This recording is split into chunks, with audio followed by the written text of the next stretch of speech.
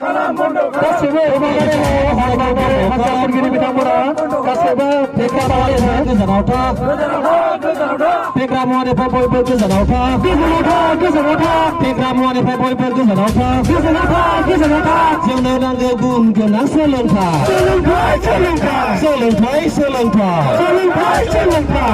नांगौ गुन गोनां सोलोंथाइ जोंनो नांगौ गुन गोनां सोलोंथाइ जोंनो नांगौ गुन गोनां सोलोंथाइ जोंनो नांगौ गुन गोनां सोलोंथाइ no quality education no race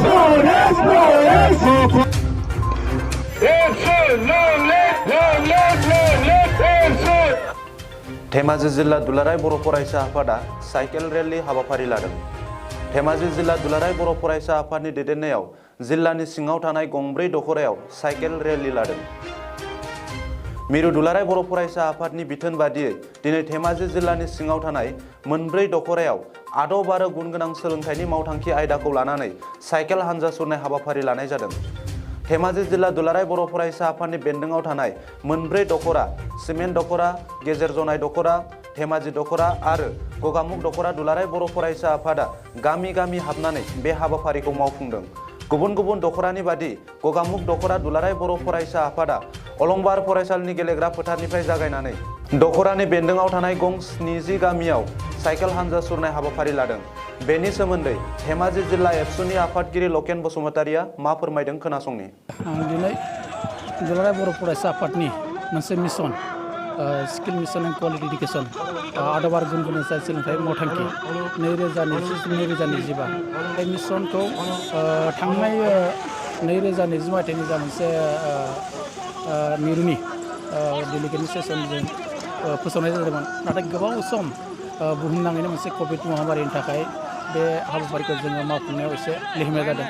दा बोथोरा मोजां जानाय हिसाबै जोङो मिरुनि बिथोन बायदियै जिल्लानि सिङावबो दिनै बे हाबाफारिखौ मावफुंनो आखायाव लाबाय। थांनाय दुलाराय बर' फरायसा आफादनि फाउन्डेसन 15 फेब्रुवारिनिफ्राय जोङो धेमाजि सिङाव जागायदों। बे गिबि जागायनाय हाबाफारियाव जोङो जोंनि जिल्लानि सिंनिनो जनाय हालामाव जागायबाय।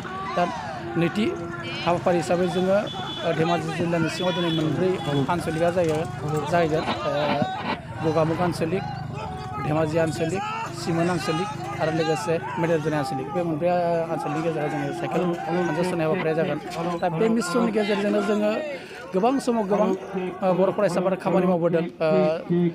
सोलोंथाइ बोसोरखौ लानानै गुन गोनां सोलोंथाइ मावथांखि हाबा मावदों। बे लेखायैनो दिनैनि बुब्लियाव जोङो नैबे हाबाफारिखौ मावनो नागिरदों।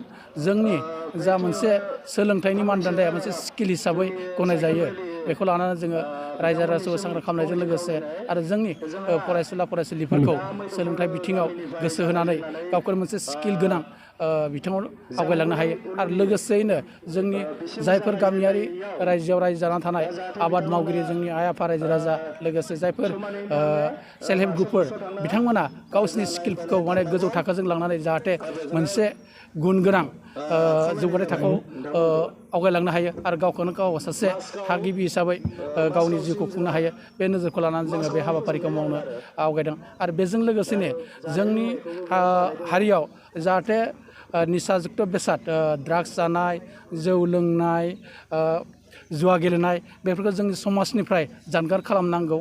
बेखौनो बे मेसेजखौ होनो थाखायनो जोङो साइकेल रेलि हानजा सालायनाय हाबाफारिखौ लादों।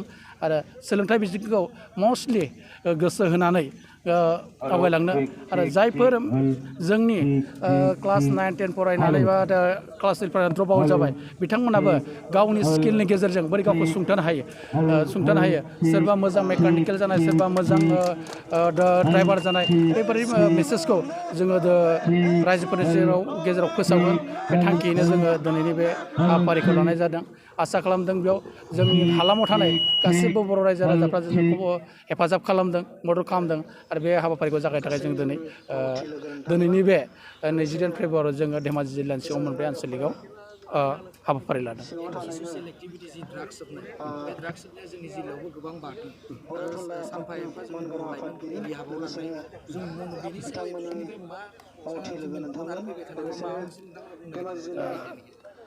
दिनैनि बे हाबाफारिनि गेजेरजों जोङो मोनसे एन्टि ससियेल ड्राग्स सोबनाय, बे ड्राग्स जानाय सोबनाय बेफोरो जोंनि समाजाव जोंनि लाइमोनफोरखौ माखासे खोमसि लामाजों खोमसि लामाजों बोलांगासिनो दं निस्सय बियो माबा मोनसे जोंनि लाइमोनफ्रा सानस'नो हायै बुजिस'नो हायैयाव बेफोर जादों दा बेखौ जोङो सुद्रायनो थाखाय माखासे फैबाय थानाय समाव जोङो गामि गामि हाबनानै रायजो राजाजों सावरायगोन आरो जोंनि माखासे लाइमोनफोरजों सावरायगोन आरो बेनिफ्राय जोङो जाहाथे उननि हाबाफारिजों सावरायलायनानै बे निसाजुक्त बेसादनिफ्राय गोजानाव थानो थाखाय जोङो जोंनि मोनसे लिस्ट दं बे जेराव माने खौरां बिलेजफोराव बेनो जे 9निफ्राय बा 10नि जोंनि ओनसोलावनो रिहाबाव दङ दा बर' लाइमोनफ्रा गुवाहाटि एबा इटानगरनि गोनां बेनि सायाव नोंथांमोननि जि फैबाय थानाय समाव माबायदि माने बिथांमोन माबायदि थुलुंगा होगोन जों बिथांमोनखौ लाना सावरायगोन जाहाथे मानि थाखाय बिथांमोना बेबायदि निसाजुक्त बेसादजों माने लोगो लानांगौ जादों आरो निस्सय माबा मोनसे सोरनिबा माने